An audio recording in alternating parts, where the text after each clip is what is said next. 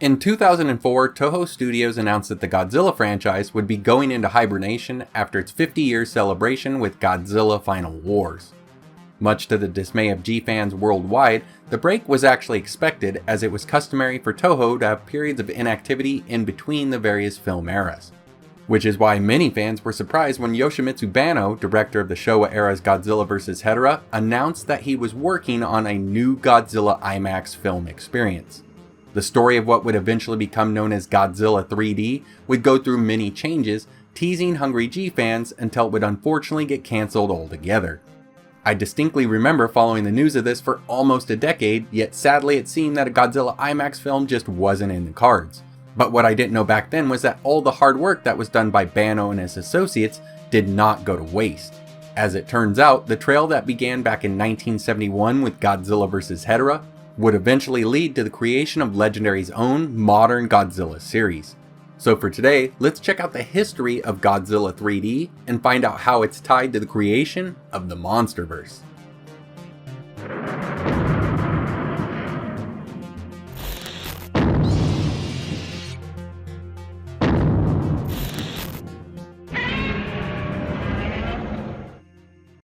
Godzilla vs. Hedorah, or Godzilla vs. the Smog Monster, stands out as a pretty unique entry in the Showa era's Godzilla universe. Known to many as the trippy Godzilla movie, it covered adult subjects like death, drug use, and the corruption of capitalism and greed, with a focus on pollution and its effects on the environment. Banno had always wanted to do a follow-up to his Godzilla film, one that would feature a battle in Africa, yet by his own words, after the completion of Godzilla vs. Hedorah, afterwards, Tanaka looked at it and didn't have a good feeling, referring to Godzilla producer Tomoyuki Tanaka and his dislike for the end product. We now fast forward to January of 2000, and Banno has formed his own company, Advanced Audio Visual Productions, where they would specialize in 70mm large format films and animation. They would also supply IMAX equipment to theaters.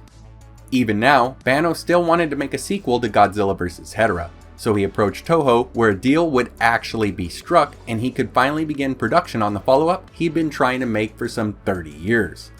Toho would have approval over the story and the character design, and it was stated that the film would receive the approval of Toho Studios, but it would not exist in their Godzilla timeline.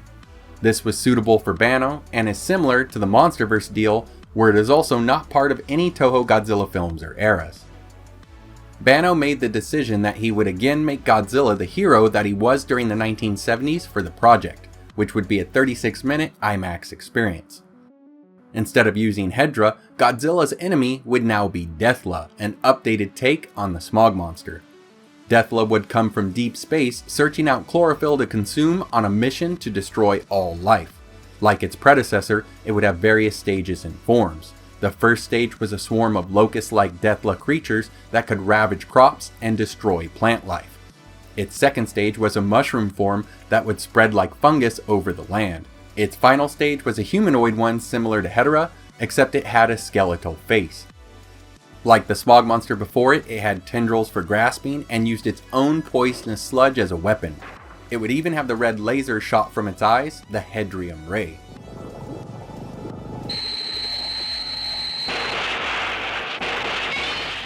The film starts off with kids singing Bring Back the Sun over images of Iguazu Falls in the Amazon. This would be the same song from Godzilla vs. Hedorah that was translated into Save the Earth. There would be colorful amoeba-like images pulsing on the screen to the music, likely resembling the animation from the Smog Monster film. When suddenly, a swarm of the first stage Deathla would appear and start to destroy the plants of the jungle. The monster insects would then transform into their second stage, the mushroom form, where they would spread out, trying to consume all chlorophyll, turning the jungle a skeletal white. From here, swarms could be seen attacking lush environments like the coral reefs in the Bahamas and Tivoli Park in Denmark. News reports similar to the ones from Smog Monster would flash up with people chanting "Beat Deathla," an obvious homage to the first film. Eventually, Godzilla would emerge from the waterfall and attack the mushroom form of Deathla, causing it to group up into its kaiju stage. As the two monsters would fight, the environment around them would change from white to green depending on who was winning at the time. Godzilla would finally land an atomic breath attack on Dethla, and it would disperse back into its insect form and fly off. Godzilla would give chase, and they would fight once more at the Virgin Islands, and again near Disney World in Florida. Here Dethla would take to the skies once more, and Godzilla would return to his flying roots from Smog Monster, taking to the skies himself in order to chase Dethla up the east coast to New York.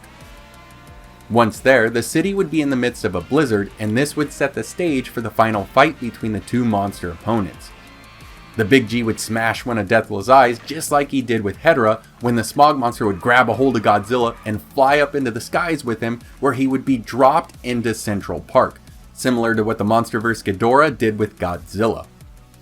Acid sludge would then pour onto the Big G, totally covering him up. It looked like the King of the Monsters was going to be finished when a chorus of children singing "Go For It Godzilla" would revive him. He would rise up and hit Dethla with an atomic blast, somehow protecting the 9/11 monument in the attack, and then as the fight resumes, Godzilla finishes off that smashed eye with yet another atomic blast. This would break Dethla once more into its insect form, causing it to flee the scene. After the great battle, we would see scenes of the Earth starting to heal up from Dethla's damage, as that old theme song kicks back in, while Godzilla flies back to the Amazon, winks to the audience, and disappears under the waterfall.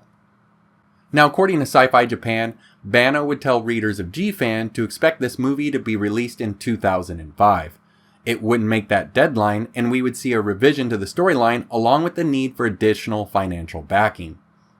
Now titled Godzilla 3D to the Max, the film was stretched out to 40 minutes and now had a larger budget of $9 million US. This time we would see Dethla arrive in a meteor that crashes into the Sargasso Sea, where it would explode, releasing the insect forms which would then rise into the sky like a tornado. Now back at the site of the same Iguazu Falls, we meet Misha, who is doing a story on the spray of Iguazu, a rainbow seen there on the nights of a full moon. She is with her brother Jim, and both are children of a firefighter who lost his life during 9/11 in New York. Their work would be interrupted, however, by the arrival of the Dethla insect swarm, as it ate its way through the jungle, where it would then wake up a sleeping Godzilla.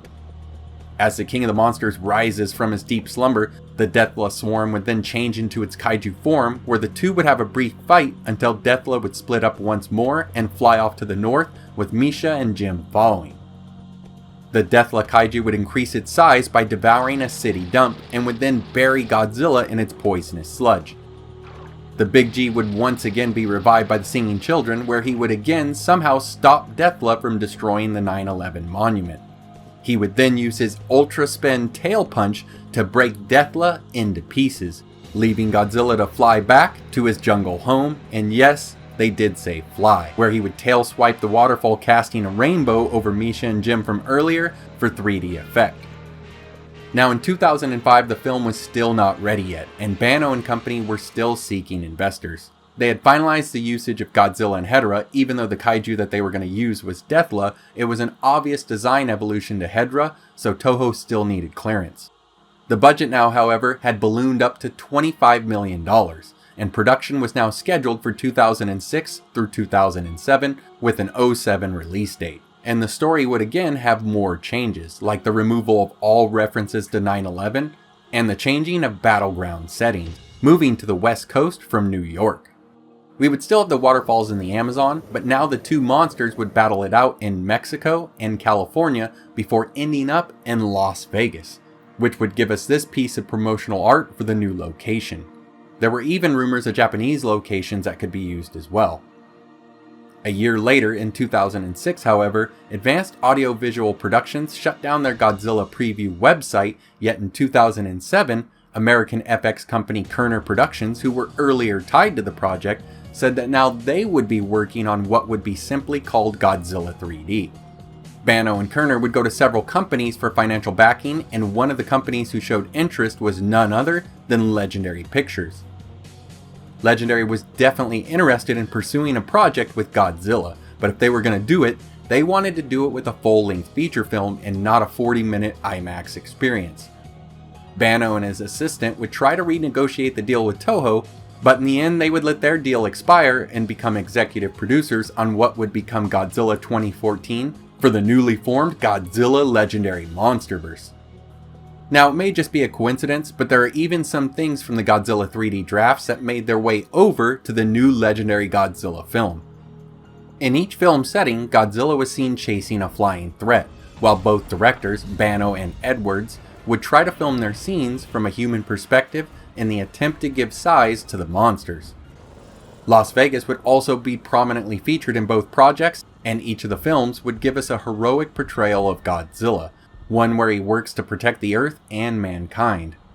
The Legendary Monsterverse would go on to make Kong Skull Island, Godzilla King of the Monsters, and Godzilla vs. Kong. Yoshimitsu Banno would unfortunately pass away in 2017, where he was actively trying to make an IMAX film similar to Godzilla 3D, set in the Gamera film universe.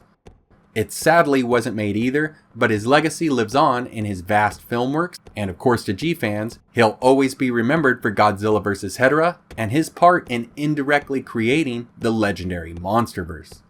Thanks for watching, guys. Your comments, likes, shares, and subscriptions go a long way towards helping the channel grow.